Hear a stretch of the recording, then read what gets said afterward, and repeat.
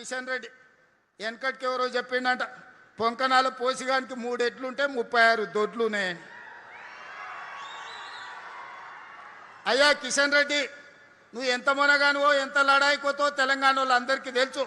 నీ తెలివితేటలు ఆపేయి.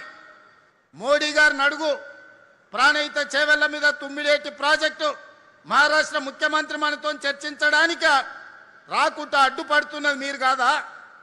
ఈరోజు గోదావరి నుంచి ఈ నగరంలో విస్తరిస్తున్న జనాభాకు 20 టీఎంసీల తాగునీళ్లు తేవాలని పనులు ప్రారంభిస్తే ఆ నిధులు రాకుండా అడ్డుకుంటున్నది మీరు కాదా? ఇవాళ సింగూరు జలాలను నగరాన్ని దాహార్తం తీర్చడానికి ప్రయత్నం చేస్తుంటే అడ్డుపుల్ల పెట్టింది మీరు కాదా? ఈరోజు నరేంద్ర మోడీ గారు సబర్మతి రివర్ ఫ్రంట్ కట్టుకుంటే అబ్బా ఆహా ఓహో అని నువ్వు డప్పు కొడతావట్టి ఆయనకు. ఢిల్లీలో యమునా నది కట్టుకుంట్రి, యూపీలో గంగా నది రివర్ ఫ్రంట్ కట్టుకుండ్రి. మరి మనకున్న మూసీని ప్రక్షాళన మనం చేసుకోవద్దా? మన మూసీ బాగుపడొద్దా?